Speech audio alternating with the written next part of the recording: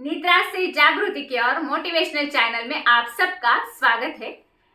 जैसे कहा जाता है कि गुरु तो गुरु होता है और शिष्य तो शिष्य होता है। गुरु की जगह शिष्य कभी नहीं ले सकता और शिष्य कभी गुरु नहीं बन सकता। ऐसी एक कहानी है।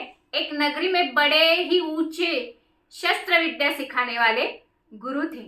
वो अपने शिष्य को इतने मन से सिखाते थे कि हर कोई शिष्य उस शस्त्र विद्या में पारंगत हो जाता था। उसी नगरी का एक होनहार लड़का था। उसने तय किया कि मुझे शस्त्र विद्या सीखनी है और इसी गुरुजी के पास से सीखनी है। बड़ा होशियार था और वो चला गया गुरुजी के आश्रम में। शस्त्र विद्या वो सीखता रहा, जल्दी से सीख गया ताकि वो होशियार था, जल्दी से सब कुछ सीख जाता था। उसने तलवार चलाना सीख लिया, भाला फेंकना सीख लिया, तीर चलाना सीख लिया, सब ये तीनों विद्याएं सीख ली। और जैसे ही सीखी वो इस विद्या का प्रयास करने लगा लोगों के सामने जब वो प्रयास करता था लोग बड़े खुश हो जाते थे क्योंकि वो तलवार बड़ी नेमबाजी से चलाता था, तीर भी बड़े नेम से लगाता था और भाला भी बड़े नेम से फेंकता था। लोग बड़े खुश हो जाते थे, उसकी तारीफ किया कर देते थे और फिर इस तारीफ के चलते उसके मन में अभिमान आ गया। मैं तो अपने गुरु से बड़ा हूँ, गुरु से बहुत ही बड़ा बन चुका हूँ। मेरे सामने मेरे गुरुजी की विद्या शस्त्र विद्या कुछ भी नहीं है। मैं बड़ा शस्त्र विद्या में पारंगत हुआ हूँ। फिर उसने मन में तय कर लिया अभी गुरुजी के पास जाता हूँ और गुरुजी को बोलता हूँ कि गुरुजी, जैसे एक जंगल में दो शेर नहीं रह सकते, एक नगरी में दो गुरु नहीं रह सकते, वैसे ही एक नगरी में दो शस्त्र विद्या में जो पारंगत है वो नहीं रह सकते। उसने अपने गुरु को बोला कि एक तो इस नगरी में आप रहिए, नहीं तो मैं रहूंगा। ये सुनकर गुरु बड़े अचंभित हुए। फिर गुरु ने कहा इसको गर्व हुआ है, इसको अभिमान आया है, इसका तो गर्व हरण करना ही पड़ेगा। गुरुजी ने आगे जाकर बोल दिया कि ये तय कौन करेगा, इसके लिए प्रतियोगिता लेनी पड़ेगी। शिष्य तैयार हुआ, जोश में था, तैयार हो गया। ठीक है, उसने शिष्य ने कहा नगरी में ढिंढोरा पीट देते हैं, नगरी में जो ऊंची पहाड़ी है उस पर यह प्रतियोगिता होगी शस्त्र विद्या की, आपके और मेरे बीच में। फिर तय हुआ, ढिंढोरा पीटा गया। शस्त्र विद्या का जो प्रतियोगिता थी वो पहाड़ी पर रखी गई। दूसरे ही दिन पूरे नगरी के लोग उस पहाड़ी पर जमा हुए। जमा होने के बाद गुरु और शिष्य की वो शस्त्र विद्या चालू हो गई। सबसे पहले शिष्य ने अपनी जो शस्त्र विद्या थी वो लोगों के सामने पेश की और करने के बाद उसने तलवार भी पेश की शस्त्र विद्या के तरफ से, भाला भी फेंका, तीर भी चलाया। ये तीनों विद्या लोगों के सामने पेश की। जैसे ही पेश की लोगों ने खूब तालियां बजाई, खूब उसकी तारीफ की। फिर आ गई गुरु की बारी। गुरु ने भी अपनी तलवारबाजी दिखा दी, तीर चलाना दिखा दिया, भाला फेंकना दिखा दिया। लेकिन कहते हैं ना, गुरु तो गुरु होता है। वो बड़ी ऊंची पहाड़ी थी। गुरु ने ये होने के बाद एक काम किया।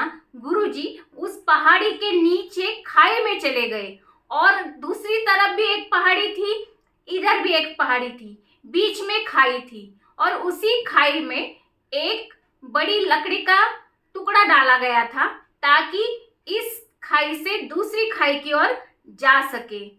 गुरुजी ने क्या किया, तीर लिया और वो अपना संतुलन संभालते हुए उस लकड़ी के बीच में, खाई के बीच जो लकड़ी डाली थी उस लकड़ी पर गए, अपना संतुलन संभालते हुए, बैलेंस संभालते हुए, और वहां से तीर छोड़ दिया और पहला तीर छोड़ा, दूसरा भी छोड़ा ताकि पहला तीर जाके दूसरे तीर को भेद सके। जैसे ही भेदा वैसे ही सब लोगों ने तारीफ की कि वाह, क्या गुरुजी ने ये कमाल की विद्या है, गुरुजी के पास संतुलन संभालने वाली। जैसे ही शिष्य ने ये देखा नीचे खाई में, मन ही मन वो घबरा गया ताकि ये विद्या तो मैंने गुरुजी से सीखी नहीं है, अभी कैसे होगा। फिर जैसे ही गुरुजी ने वो विद्या का कमाल दिखाया, गुरुजी लौट आए और शिष्य को बोले अभी आपकी बारी है, आप चले जाओ। शिष्य तो पहले से डरा हुआ था, ताकि मैंने ये सीखा नहीं है संतुलन संभालना, और इतनी नीची खाई है, इस लकड़ी के ऊपर से बीच में जाके रुककर संतुलन संभाल कर तीर चलाने हैं। पहला तीर चलाना है और दूसरा तीर पहले तीर को भेजना है, ये कैसे होगा। डरते डराते वो अपना संतुलन संभालते चला गया, बीच में रुक गया, लकड़ी के बीच में, खाई के बीच में उस लकड़ी पर, और तीर चलाया। जैसे ही 2 तीर चलाए उसने, पहला तीर छोड़ा, दूसरा तीर छोड़ा, ताकि पहले तीर को भेज सके, वो उसमें असफल हुआ। वो उसमें सफल नहीं हुआ, ताकि उसने सीखा ही नहीं था और जाना ही नहीं था। बस वो मन में ही भाव आ रहे थे उसके कि मैं तो बहुत बड़ा हो गया हूँ। बहुत शर्मिंदा हुआ, उसने मन ही मन में तय कर लिया, जीत तो गुरुजी की हुई है। आ गया, शर्मिंदगी से सिर झुकाकर आगे आ गया। फिर गुरुजी ने कहा कि चलो अभी जाना है। गए आश्रम में। आश्रम में जाने के बाद उसने अपने सारे कपड़े बांध लिए और चल पड़ा। गुरुजी ने कहा, कहाँ चल पड़े? यहाँ से अभी तक आपका अभ्यास पूरा नहीं हुआ है, आपको अभी संतुलन का अभ्यास करना है, संतुलन संभाल के तीर चलाने का अभ्यास पूरा करना है। फिर वो शर्मिंदा होके फिर से रुक गया कि मैं संतुलन का अभ्यास कर लेता हूँ। तो भी उसके मन में जो छल था गुरुजी के प्रति वो नहीं गया था। उसने तय कर लिया था, इस आश्रम में मैं रहूंगा या गुरुजी रहोगे। उसने रात को जब गुरुजी अपने कक्ष में सो रहे थे, तलवार लेके चला गया और गुरुजी के ऊपर हमला कर दिया। जैसे ही तलवार से गुरुजी के ऊपर हमला किया, गुरुजी ने तलवार से ही उस हमले को रोक दिया। और फिर गुरुजी ने कहा, आपको ये पता नहीं है, आज मैं बताता हूँ। गुरु की जगह शिष्य कभी नहीं ले सकता।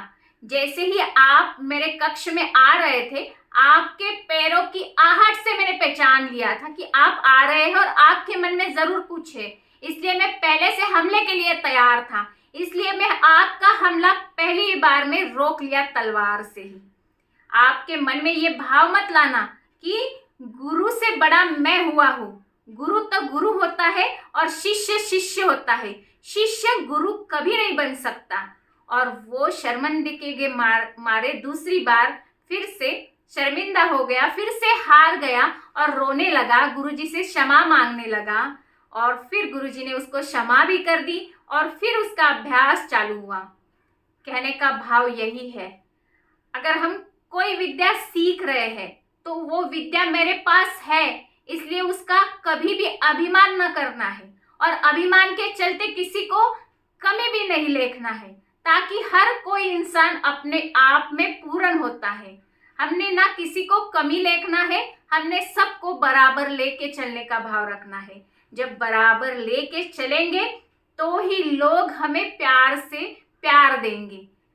अगर निद्रा से जागृति की ओर ये चैनल का वीडियो आपको पसंद आया हो तो जरूर वीडियो को लाइक कीजिए, चैनल को सब्सक्राइब कीजिए, बेल आइकन कॉल को क्लिक कीजिए, कमेंट कीजिए, शेयर कीजिए।